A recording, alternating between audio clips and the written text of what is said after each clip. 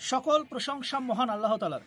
একটু আগে সামাজিক যোগাযোগ মাধ্যমে একটা ভিডিও দেখলাম, একজন বীর মুক্তিযোদ্ধাকে লাঞ্ছিত করবার একটা ভিডিও দেখলাম।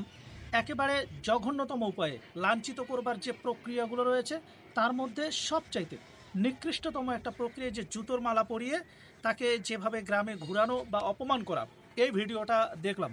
বড়ই দুঃখজনক। শুনেন, একজন ব্যক্তি সে যদি কোনো অপরাধ করে থাকে তার জন্য বাংলাদেশে আইন রয়েছে।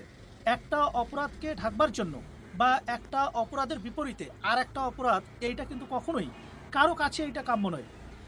জুলাই অভ্যুত্থানের পরে আমরা দেখেছি যেভাবে বিশেষ করে মুরব্বী, শিক্ষক, বিভিন্ন মানুষকে যেভাবে লাঞ্ছিত করতে আমরা দেখেছি, এই জুলাই অভ্যুত্থানে কিন্তু এইটা কোনোইভাবে, এই যে এই প্রক্রিয়াগুলো কিন্তু কখনোই এই জুলাই অভ্যুত্থানের কোনো অংশই ছিল না। তারপরেও আমরা দেখেছি অনেক মানুষকে কান ধরে উঠাইতে দেখেছি, শিক্ষককে লাঞ্ছিত করতে আমরা দেখেছি অনেক বয়স্ক মানুষকে, বয়োবৃদ্ধ মানুষকে বিভিন্ন উপায়ে তাদেরকে লাঞ্ছিত করতে দেখেছি। একজন মুক্তিযোদ্ধা, মুক্তিযোদ্ধা এটা পরের কথা, একজন মানুষকে এইভাবে লাঞ্ছিত করবার এইটা কিন্তু কারো কোনো এখতিয়ার নেই। বাংলাদেশে আইন রয়েছে, আইনি প্রক্রিয়ায় যদি সে কোনো অপরাধ করে থাকে তার বিচার হবে, তাকে বিচারের মুখোমুখি করা যেতে পারে। এই জায়গা থেকে আমি বলতে চাই, প্রশাসনের দৃষ্টি আকর্ষণ করে বলতে চাই, সামাজিক যোগাযোগ মাধ্যমে এই ভিডিওটা রীতিমতো ভাইরাল। প্রত্যেকটা একেবারে প্রথম সারির যে গণমাধ্যম তারাও এই নিউজটা কাভার করেছে, আমি দেখলাম। অত্যন্ত দুঃখজনক। বিজয়ের মাসে একজন মুক্তিযোদ্ধাকে এভাবে লাঞ্ছিত করা, এইটা অত্যন্ত দুঃখজনক। এবং যারা এটা করেছে আমি মনে করি একেবারে জঘন্যতম মানসিকতার একটা পরিচয় দিয়েছে।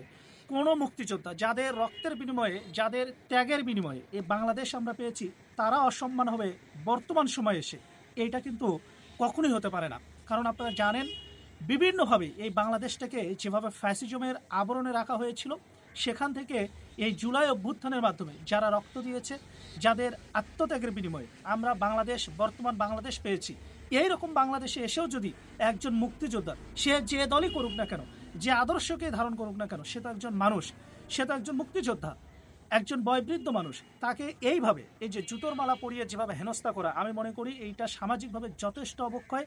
আপনারা যেভাবে তাকে অপমান করেছেন আপনারা করেছেন, কিন্তু সামাজিকভাবে তিনি যে হেনস্থা হয়েছেন, এই জায়গা থেকে দায়ভার কিন্তু আপনারা কোনোভাবেই নিতে পারবেন না।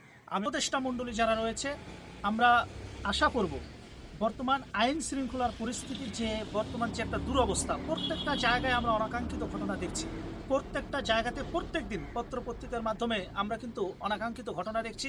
এই যে আইন শৃঙ্খলা বাহিনীর যে একটা দুর্বলতার বহিঃপ্রকাশ, যার কারণেই কিন্তু এ ধরনের ঘটনাগুলো ঘটে যাচ্ছে।